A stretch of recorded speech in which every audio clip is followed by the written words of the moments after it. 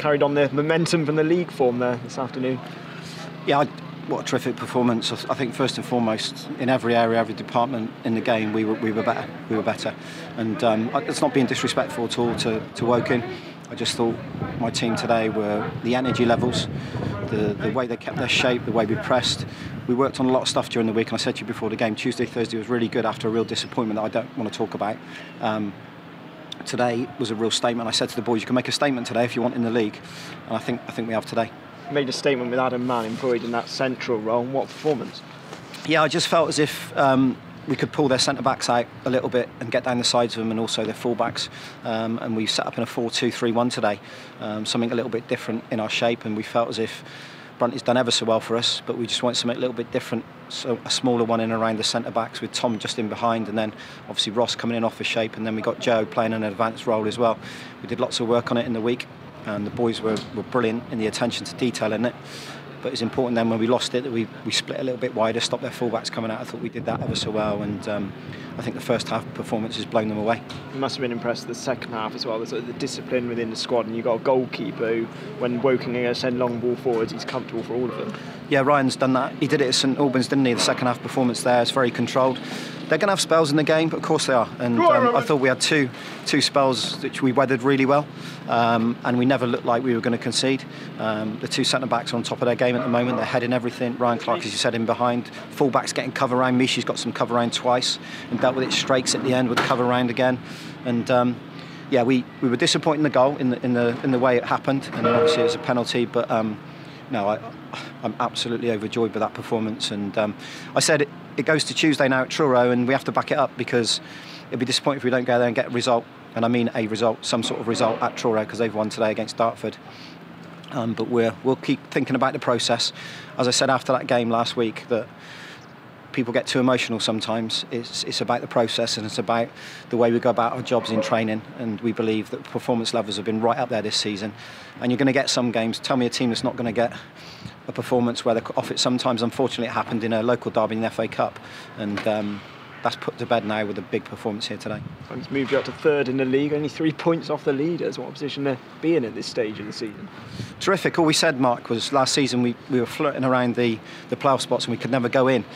And me and Jim mentioned it a lot. We said it'd be really interesting if we could last season, if we could go in. Now this season we've got ourselves in there and we're sustaining it and consolidating it, and that's really important to us.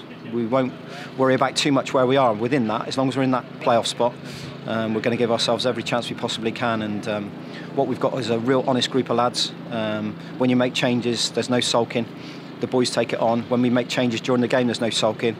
People will be disappointed when I said that. Be disappointed, but don't be despondent. And I'm really pleased, because this is a proper club, by the way. You come here, it's got a very good manager and a good team, and a proper club with a good budget, a good playing surface, nice stadium, and Bath City have come here today and shown what we're all about. Really quietened the crowd as well. Big crowd in there, 1,500 or so, and you seem to do well starting out the blocks. Really, it's another goal inside the opening 15 minutes, very early goal, and then don't concede within now. I don't think we conceded a single goal within like 46 and 60 minutes. So it's clearly the players, you said before, like sponges, and they're clearly absorbing all the information that you and the coaching staff are giving them. It was a clear message, really. I said this may sound really basic, every sprint you do for the first 5 minutes has to be the best sprint you've ever done in your life.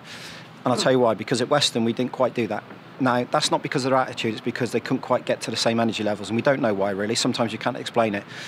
But we said that before the game, literally sprint and press. And I heard their bench saying halfway through the first half, look at the work rate. So when you see Adam Mann chasing a centre-back down, then it goes back to the goalkeeper, and then he chases him down. What it does is it lifts his teammates, because they see it. It puts a seed of doubt in players. It puts a seed of doubt in their goalkeeper. It lifts us, everyone on the bench. And that's what they're all about. They're an honest bunch. And we know if we go about our business in the right way and we don't get too overexcited, too over-emotional, and I mentioned those words last week, we'll be in a good position come the end of the season. Brilliant. You got any more? I saw Sean Rigg was doing a little bit of work before the game. How close is he to a return? Yeah, he's working ever so hard. He's been training. We've got to go careful when we drop him in. So we're hopeful that he'll be back in the next week or two. So we just got to go a little bit careful, because what we don't want to do is lose him for 6 weeks. He's a key player to us, and we've got through a really tough period with a very, very small squad, by the way. So we've been hit hard by injuries. We've got Andy Watkins, who goes in for an operation on Monday for a hernia, so it'll be 6 weeks. We've got Dan Ball, who's on the bench and has needed an operation on his shoulder for weeks and weeks, but he battles through because he's a proper Roman. So we've not really had the surplus squad to use, and that's why we've taken the likes of Ricardo Rees from Bristol City, because we were just so short on bodies. And we're hoping to get Sean back soon. What have you made of Ricardo in training so far?